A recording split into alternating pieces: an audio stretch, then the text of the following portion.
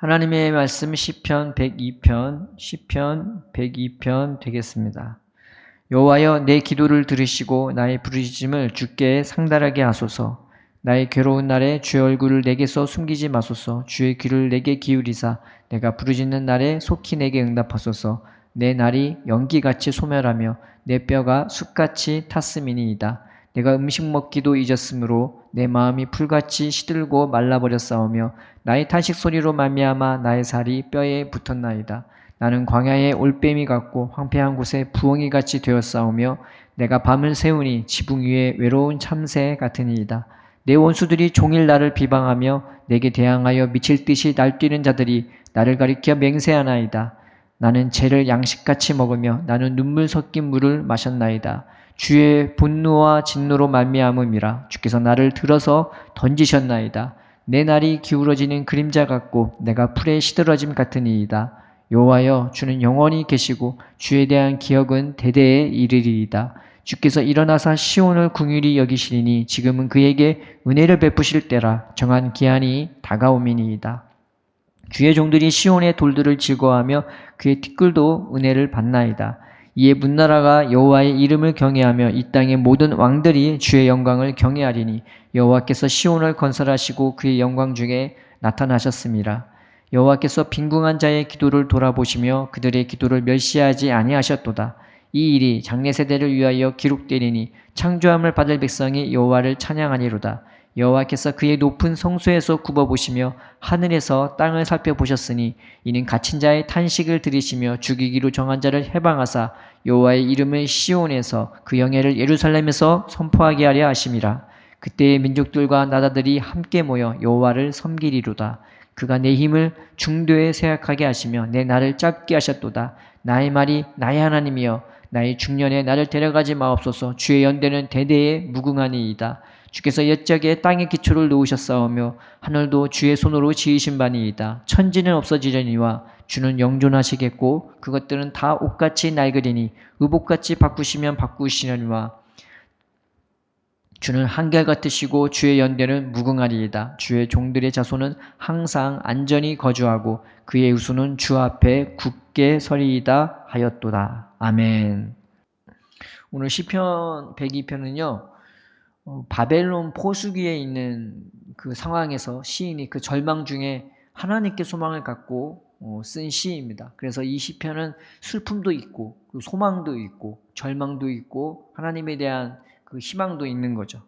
그래서 이 말씀을 보면 우리나라도 그 일제시대 때에 나라 잃은 슬픔을 어떻게 표현할 수가 없잖아요. 그거 잘못 적으면은 잡혀가기도 하고 그러니까 그것을 시로 표현했단 말이죠. 그래서 이 나라 잃은 슬픔과 그 회복의 꿈을 시로 표현했어요. 그래서 님에 대한 침묵이라든지 그리고 그 나라 잃은 슬픔을 뭐 자연으로 묘사한다든지 식물로 묘사하든지 꽃으로 묘사한다든지 연인관계로 묘사한다든지 그렇게 해서 이 나라 잃은 자의 슬픔 그리고 나라를 회복하기 원하는 그 갈망과 열망을 이 시로 표현했습니다. 본문도 마찬가지인 거예요.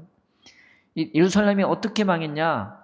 성벽이 다 무너지고 모든 가옥과 성전도 다 무너지면서 다 불태워버렸어요. 그러니까 남은 게 뭐밖에 없을 거면 이 재밖에 없고 쑥밖에 없는 거죠. 그걸 설명한 것이 3절에 내가 쑥같이 탔다는 말이 이제 그 표현인 겁니다. 이 예루살렘이 완전히 시커멓게 타버렸잖아요. 그걸 표현한 게 이제 내가 쑥같이 탔습니다라는 말씀인 거죠. 또 이 예루살렘이 어떻게 됐냐? 그냥 광야처럼 바뀌어버렸어요. 황폐하게 바뀌어버린 거예요. 그래서 그 시편 102편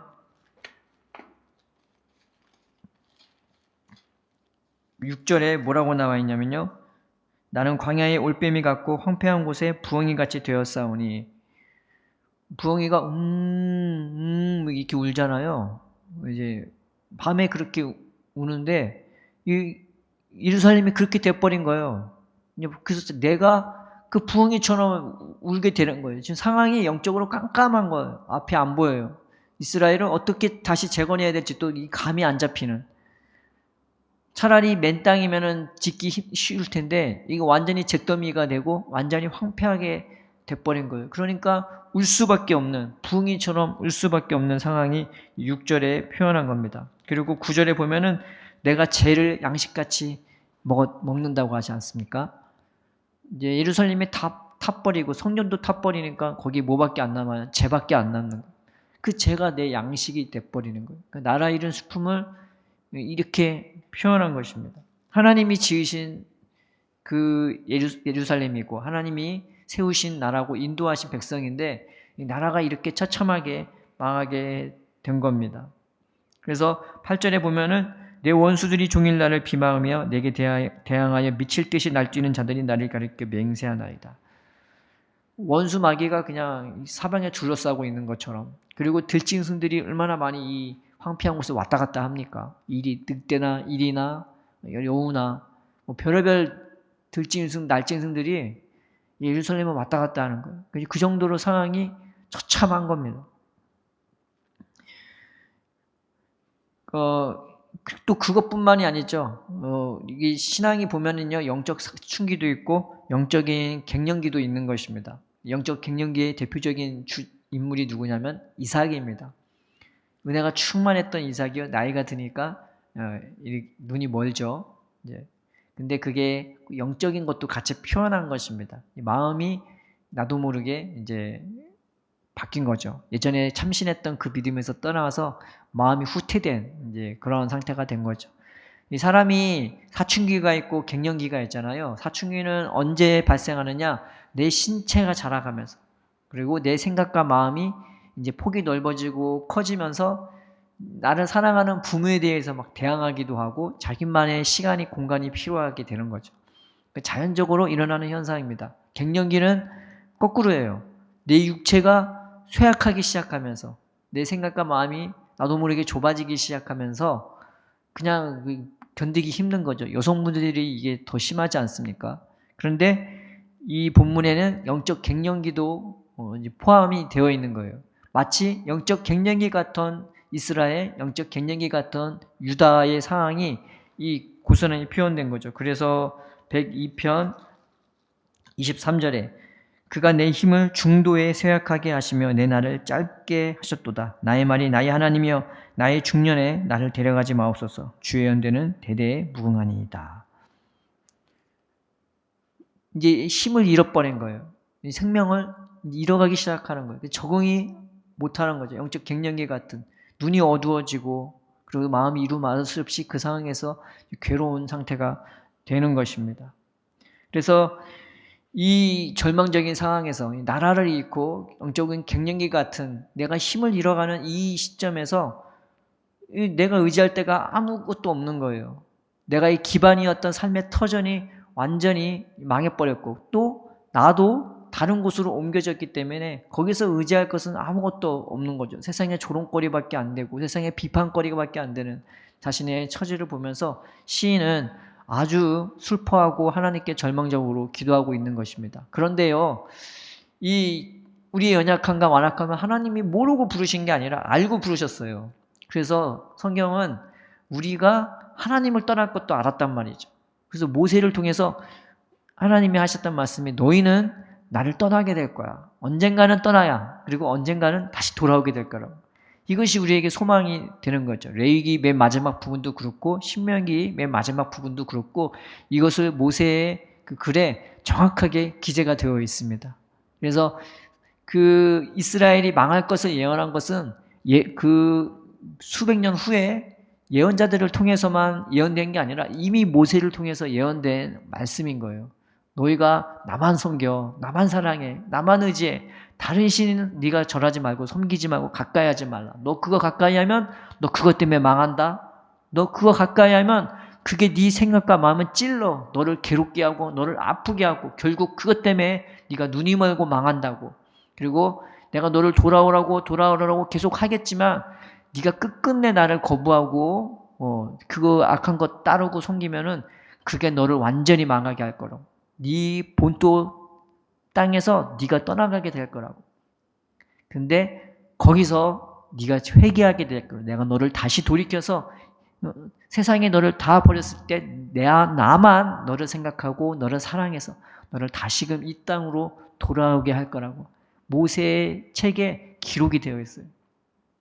이거 우리의 연약함을, 우리의 완악함을 하나님은 너무나 잘 알고 있는 것입니다. 그렇죠. 우리가 하나님 의지로 나 하나님 잘 믿을 거야, 하나님은 잘 섬길 거야 하는데 그게 오래가는 사람이 얼마나 많이 있습니까? 우리가 꼭 신앙적인 것만 봐도 그런 것이 아니라 내 인생을 봐도요, 내가 나 달라서 이까지 큰 게 아니잖아요. 누군가 나를 놔줬고, 누군가 나를 키워줬고, 누군가 나를 위해 일하면서 먹여줬고, 울어줬고, 기도해줬고, 또 여러 가지 인생 어려운 것을 참아내고 견뎌내면서 그 덕으로 세워진 게 우리 아닙니까? 하물며 영적인 것은 더더욱 하나님의 은혜와 손길이 필요한 것입니다.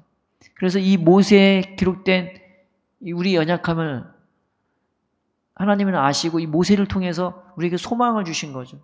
그리고 예언자들이 그 말을 다시금 그 시대에 수백 년이 지난 다음에 이스라엘 백성에게 다시 선포해 주신 것이죠. 그래서 이것이 소망이 되는 것입니다. 아무리 큰 절망적이라고 할지라도, 아무리 내 상황이 괴롭다고 할지라도 거기 가운데서 우리가 소망을 가질 수 있는 것은 하나님이 바로 그런 우리를 다시금 돌이켜 줄 거라고 하시는 그 약속을 해주셨기 때문입니다.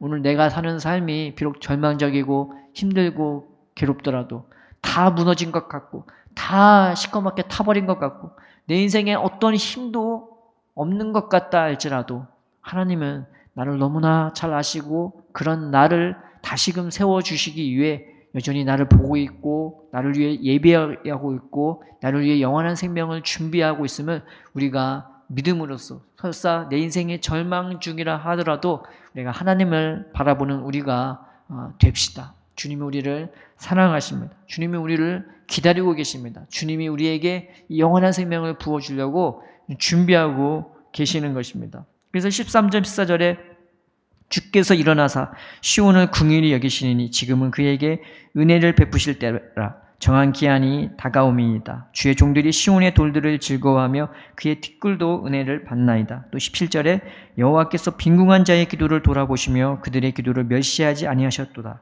또 20에서 21절에 이는 갇힌 자의 탄식을 들으시며 죽이기로 정한 자를 해방하사 여호와의 이름을 시온에서 그 영예를 예루살렘에서 선포하게 하려 하심이라. 우리한테 이런 괴로움, 고통, 절망이 다가옴으로써 하나님이 우리에게 해주시는 은혜는 뭐냐면 우리를 낮춰주세요. 또 낮춰주세요. 그래서 하나님만 의지하게 만들어요. 왜냐하면 하나님만 그 상황에서 우리를 사랑해 주시기 때문입니다. 하나님이 희한하게요, 똑똑하고 잘난 사람을 세워주기보다는 연약하고 가난하고 힘없는 사람들의 하나님이 되어주시고 또 그들의 목자가 되시고 친히 그들의 보호자가 되시고 인도자가 되기를 즐겨하세요. 이게 하나님의 속성이에요. 그래서 아무리 절망적이라 할지라도 내가 그 상황에서 소망이 없고 힘이 없다면 오히려 그 상황이 하나님이 나의 하나님이 되어주실 그 이유가 되신다는 사실을 우리가 믿으시기를 바랍니다. 주님이 우리를 사랑하세요. 비록 내가 가장 연약하고 가장 나약하고 비록 내가 상황이 아무리 절망적이라도 하나님은 능히 나를 세워주실 하나님이라는 것을 우리가 믿으시다. 하나님은 이것을 즐겨하세요. 내가 할 만해서 뭔가를 하면은요, 하나님은 잘 역사를 안 하시는 것 같아요. 그런데 하나님은요, 은혜의 하나님이세요. 내가 아무것도 할 수 없을 때, 내가 뭘 바라볼 수 없을 때, 내가 부르짖을 때 하나님은 그때 나타나셔서 내게 구원을 베풀어 주시고 능력을 베풀어 주시고 나를 세워주시는 것, 하나님은 그런 것을 즐겨하십니다. 그때 우리가 하나님을 알게 되고 하나님은 정말 살아계시는구나. 하나님은 정말 빈궁한 자를 하나님이 되어주시고 연약한 자의 하나님이 되어주시는구나. 우리가 배우게 되는 것입니다. 그래서 우리가 아무리 내 삶이 절망적이라도 이 하나님의 속성을 보면 하나님이 지금 나를 낮추시는구나. 지금 내가 갖고 있는 영적인 교만이나 무지나 미련한 데 하나님이 다 떨쳐내시고 하나님만 온전히 의지할 수 있도록 그 하나님으로 자랑할 수 있도록 그 하나님만 찬양할 수 있도록 나를 인도해 주시는구나. 우리가 배울 수 있는 것입니다. 오늘 하루 비록 내 삶이 절망적인 상황이라 할지라도 하나님을 의지하고 하나님을 바라보는 그 구원의 약속을 내가 다시 너를 나 있는 곳에 너를 있게 할 거라는 그 말씀을 의지하는 저와 여러분 되기를 주님의 이름으로 축원드립니다. 또 하나는 참된 생명, 참된 소망은 하나님밖에 없다는 것입니다. 우리가 찬양 중에 예수는 나의 힘이요 내 생명 된다고 말하지 않습니까? 눈에 보이는 것은요 다 바뀌어버려요. 그래서 26절에서 28절 맨 마지막 부분에 이렇게 나와 있죠. 천지는 없어지려니와 주는 영존하시겠고 그것들은 다 옷같이 낡으리니 의복같이 바꾸시면 바꾸려니와 주는 한결같으시고 주의 연대는 무궁하리이다. 주의 종들의 자손은 항상 안전히 거주하고 그의 후손은 주 앞에 굳게 서리이다 하였도다. 눈에 보이는 것은 언제 바뀔지 모르는 거죠. 의지할 수가 없는 것입니다. 그런데 우리가 정말 의지하는 것은 그 영원하고 무궁한 그 하나님을, 또 그 하나님 안에 있는 그 생명이 우리도 같이 누리고 경험하기를 원하는 것입니다. 하나님은 그 생명을 우리에게 부어주시려고 예수 안에서 우리를 부르신 줄 우리가 믿읍시다. 세상은 이걸 볼 수도 없고 깨달을 수도 없고 누릴 수도 없습니다. 뭔지도 몰라요. 그러나 우리는 우리 심령에 이 은혜가 있지 않습니까? 예수님의 말씀처럼 내가 너에게 주는 물은 영생하도록 솟아나는 샘물이 되리라고. 우리 속에서 솟아나오는 이 샘물이 있는 것입니다. 그리고 강물 같은 그 하늘에서 내려오는 놀라운 그 은혜가 있는 것입니다. 그래서 우리가 하나님 바라보면서 하나님, 비록 눈에 보이는 것이나 눈에 안 보이는 것이나 우리가 하나님을 의지하게 해달라고. 그래서 하나님께 소망 갖고 또 믿음 갖고 하나님이 안에 있는 그 생명으로 내가 살아갈 수 있는 하루가 되게 해달라고.